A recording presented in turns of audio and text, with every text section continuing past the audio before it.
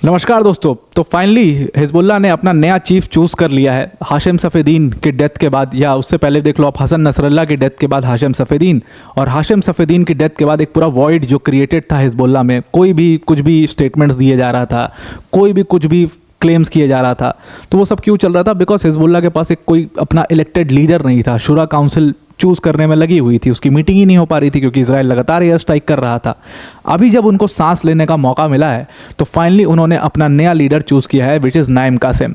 जिस व्यक्ति को आप अभी अपनी स्क्रीन पर देख रहे होगे, ये नाइम कासिम है, और ये he is a kind of a political figure. ये हमेशा से एक पॉलिटिकल फेस रहे हैं हिजबुल्लाह का, या हिजबुल्लाह का आप कह सकते हो एक वॉइस रहे हैं, एक पॉलिटिकल वॉइस रहे हैं।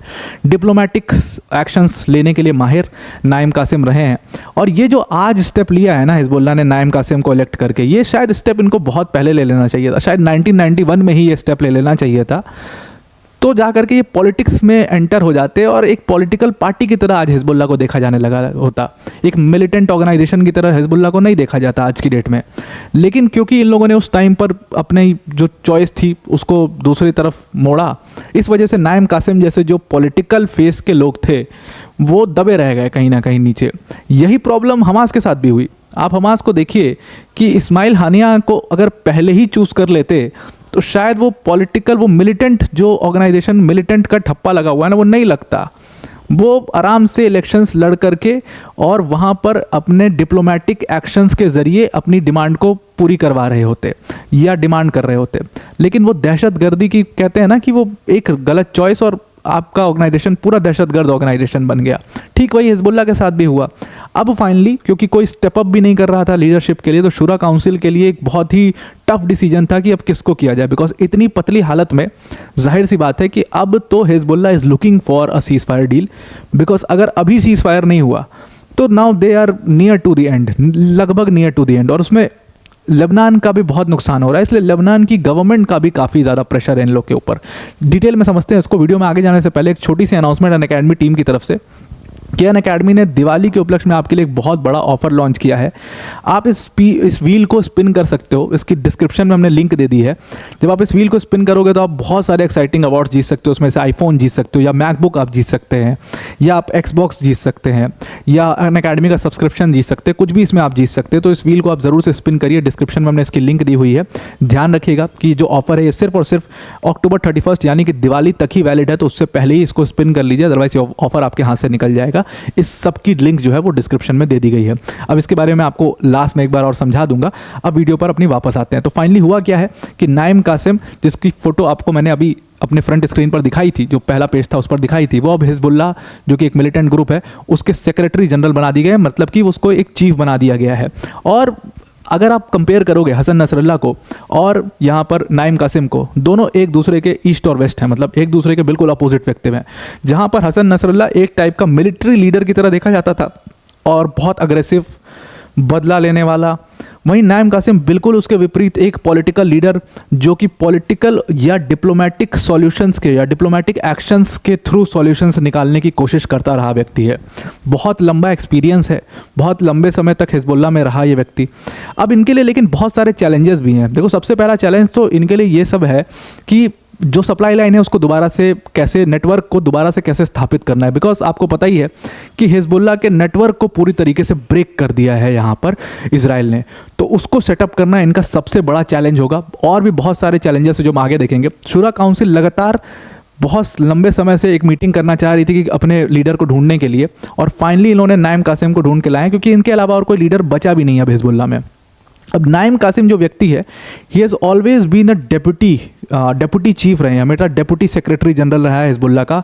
और एक्सपीरियंस के मामले में अगर आप देखोगे तो 30 साल का, लगभग 30 साल का इनको एक्सपीरियंस है। 1991 में he was chosen as a deputy secretary general, और लगातार उसी समय से इसके स्टेटमेंट्स, हिजबुल्लाह की पॉलिसीज़ के ऊपर स्टेटमेंट्स, इस हिजबुल्लाह की डिमांड्स क्या हैं, पॉलिटिक्स में कैसे एक्टिव रहना है, सबके ऊपर इसके स्टेटमेंट्स आते रहते हैं। काफ़ी बड़ा फेमस व्यक्ति है नाइम कासिम अगर हिजबुल्लाह की बात की जाए। इस व्यक्ति के बारे में मैंने आपको पहले भी बताया था जब हम हाशिम सफ़ेदीन के बारे में बात कर रहे थे कि इसको चीफ बनाया जा रहा है, तो उसमें प्रोबेबली 2 नाम आ रहे थे। एक हाशिम सफ़ेदीन का नाम तो था ही, दूसरा नाम नाइम कासिम का ही था।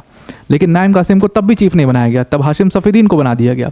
लेकिन जब हाशिम सफ़ीदीन को भी इजराइल ने एलिमिनेट कर दिया तो अब बचा कुचा शूरा काउंसिल के पास एक ही ऑप्शन था नाइम कासिम का, क्योंकि अब भी अगर नाइम कासिम को ये लोग नहीं बनाते तो हिजबुल्लाह का अंत लगभग तय था। हालांकि आप ये कासिम जो है ये पावर में आते ही इसने बोला है कि हम हसन नसरल्लाह की जो पॉलिसीज़ थी उसको ही आगे बढ़ाएंगे और इतने बुरे वक्त में भी, हारते हुए भी हम विक्ट्री की ओर जाएंगे। लेकिन यहाँ पर आप चेंज देखो क्या हुआ है। चेंज ये हुआ है यहाँ पर कि नाइम कासिम के आने से पहले 2 दिन पहले की अगर आप खबर देखो तो वहाँ पर सबसे बड़ी चीज़ ये हुई थी कि इन लोगों ने ना, जैसे इजराइल कर रहा था कि एक मैप निकाल रहा था, मैप पर कुछ पोजीशंस मार्क कर रहा था और उस पोजीशंस को मार्क करके ये कह रहा था कि भाई इस एरिया को आप इवैक्यूएट कर दो लेबनान में अगर कोई यहाँ पर सिविलियन रह रहा है, क्योंकि हम यहाँ पर अटैक करने वाले हैं। ठीक वही काम हिजबुल्लाह के पता नहीं क्यों, मतलब क्या ही सोच पड़ी थी कि हिजबुल्लाह ने भी मैप निकाल दिया इजराइल का और उसमें कहा कि भाई इन लोकेशंस को हमने मैप इसमें हमने लोकेट किया है, यहाँ पर जो सिविलियंस रह रहे हैं वो भाग जाएं, जल्दी से अपने छोड़ दें इस एरिया को, इवैक्यूएट कर दें, क्योंकि हम यहाँ पर अटैक करने वाले हैं। लेकिन जैसे ही कासिम का इलेक्शन हुआ है, 1 दिन हो रहे हैं, लगभग 1-1.5 दिन हो रहे हैं, इतने दिन में ही आप देखो कि पूरी तरीके से एक शिफ्ट दिखाई दे रहा है। आप सीज फायर डील की बात लगातार सुन रहे हो, वो इसी वजह से हो रहा है क्योंकि यहाँ पर लीडरशिप चेंज हो रही है।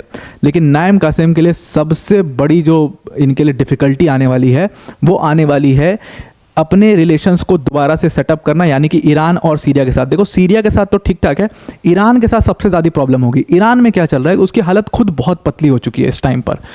ईरान में अयतुल्ला खमीनी की तबीयत खराब है और वो he is critically ill and he is admitted और उनका इलाज वगैरह चल रहा है। तो वहाँ पर अभी जो देख रेख कर रहे हैं वो उनके बेटे कर रहे हैं सारा कुछ। तो अब एक नया लीडरशिप ईरान में भी आ रही है और एक नई लीडरशिप हिजबुल्लाह में भी आई है। तो नई लीडरशिप में वो तालमेल बिठाना बहुत मुश्किल हो जाता है। देखिए जैसे हमने हमास में देखा था कि हमास के कई लीडर्स के साथ अच्छी नहीं बनती है ईरान की, ठीक वही हिजबुल्लाह के साथ भी है। और ईरान चाहता है, ईरान ने क्रिएट इसीलिए इन प्रॉक्सीज को किया है कि ये ऐसे वायलेंट एक्शंस करें जिससे ईरान का दबदबा बना रहे उसमें। अब अगर ये पॉलिटिकल डिस्कोर्स लेने की कोशिश करेंगे, जाहिर सी बात है तो ईरान को पसंद नहीं आएगा। और नाइम कासिम तो वैसे ही लीडर हैं जो कि डिप्लोमेटिक एक्शंस के थ्रू ही कुछ सॉल्यूशंस निकालना चाहें।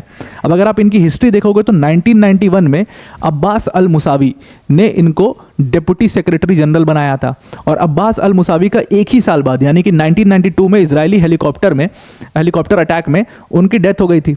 तो अब्बास अल मुसावी के मारे जाने के बाद ये डिबेट चली थी उस टाइम पर भी कि क्या नाइम कासिम, क्योंकि जनरली यही होता है कि डिप्टी सेक्रेटरी जनरल जो है वो सेक्रेटरी जनरल बन जाता है।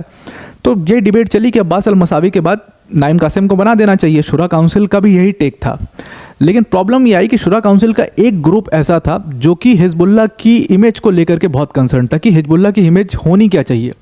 एक तो ये इमेज होनी चाहिए कि कुछ लोग मानते थे कि एकदम पूरी तरीके से पॉलिटिकल ऑर्गेनाइजेशन बन जाना चाहिए, अदरवाइज वेस्टर्न कंट्रीज जीने नहीं देंगी। दूसरा ग्रुप ये मानता था कि नहीं, हमारी जो मिलिटेंट ऑर्गेनाइजेशन की इमेज है जिसके लिए हमें क्रिएट किया गया था वही रहे। और ईरान का भी यही था कि भाई मिलिटेंट ऑर्गेनाइजेशन नहीं रहोगे तो हम खुद ही तुम्हें नहीं जीने देंगे। तो इस वजह से उस टाइम पर हसन नसरल्लाह को चूज़ कर लिया गया था इनके ऊपर। क्यों? क्योंकि हसन नसरल्लाह भाई इमेज थी, डेडली इमेज थी, वायलेंट लीडर की इमेज थी, तो उसको चूज़ किया गया और उसने काम किया भी। एक DW की डॉक्यूमेंट्री है जहाँ पर हिजबुल्लाह के पूरे ड्रग ट्रेड के बारे में दिखाया हुआ है। आप बस Hezbollah drug trade DW documentary डाल दोगे यूट्यूब पे या गूगल पे तो आपको मिल जाएगी वो डॉक्यूमेंट्री। और दिखाया किस तरीके से हसन नसरल्लाह के पावर में आने के बाद हिजबुल्लाह ने अपनी ड्रग ट्रैफिकिंग के ज़रिए कितने पैसे बनाए, नेटवर्किंग के ज़रिए कितना पैसा उठाया, ये सारी चीज़ें, आर्म स्मगलिंग के ज़रिए कितने पैसे बनाए, ये सब चीज़ें उसमें दिखाई हुई हैं। तो हसन नसरल्लाह ने वो काम करके भी दिया जिसलिए उसको चूज़ किया गया था। और चूज़ ही इसीलिए किया गया था कि अल मुसावी का जो बदला ले वही लीडर बनेगा हिजबुल्लाह का। तो वो हसन नसरल्लाह ने किया। और नसरल्लाह के मारे जाने के बाद फिर से ये डिबेट आई कि नाइम कासिम या हाशिम सफ़ीदीन। और तब भी यही चूज़ हुआ कि भाई हाशिम सफ़ीदीन जो है नाइम कासिम का एक तो हसन नसरल्लाह का एक तो कज़िन है, और दूसरी चीज़ ये है कि भाई वो वायलेंट एकदम मिलिट्री लीडर है, तो वो अटैक करेगा, वो रिटेलिएट करेगा। तो इसलिए हाशिम सफ़ीदीन को चूज़ करते हैं। फिर हाशिम सफ़ीदीन को चूज़ किया। अब फाइनली जा करके इनकी आँख खुली और नाइम कासिम को इन लोगों ने यहाँ पर चूज़ किया है। लेकिन इज़राइल के डिफेंस मिनिस्टर का इस पर भी बयान आ चुका है योआव गैलेंट का। उन्होंने कहा कि जो ये नाइम कासिम को चूज़ किया गया है ज़्यादा दिन के लिए टेम्पररी इनका इलेक्शन हुआ है, क्योंकि हम इनको भी बहुत जल्दी एलिमिनेट कर देंगे और इनको भी वहीं पहुंचा देंगे जहां पर हमने हाशिम सफ़ेदीन और हसन नसरल्ला को पहुंचाया हुआ है। तो योआव गैलेंट की खैर ये जो बात योआव गैलेंट ने कही है ये कर पाना थोड़ा अभी मुश्किल है, क्योंकि यूएस का ज़बरदस्त प्रेशर है देखो अभी इसराइल के ऊपर। अभी इसराइल ने क्या किया कि कल एक बहुत बड़ा अटैक किया है गाज़ा में, इसमें 70 लोग को मारा है और यूएस ने इस पर रिपोर्ट मांग ली है इसराइल से कि भाई आपने किस बेसिस पर ये अटैक किया। जब बात चल रही है सीज फायर डील की तो आप अटैक कैसे कर सकते हो। यूएस बिल्कुल नाराज़ हो चुका है इस समय इसराइल से और वो एकदम इनसे रिपोर्ट मांग रहा है। तो अभी कुछ भी ऐसा वायलेंट एक्ट कर पाना बहुत मुश्किल है और नाइम कासिम को चूज़ भी इसीलिए किया गया है कि जल्दी से ये डिप्लोमेटिक एक्शन लिया जाए और ये मामला शांत हो ताकि जान बचे और हिजबुल्लाह दोबारा से अपनी पावर को रिगेन कर पाए। तो आई होप आपको पूरा आर्टिकल समझ में आ गया होगा। आज के लिए इतना ही। Thank you and have a nice day.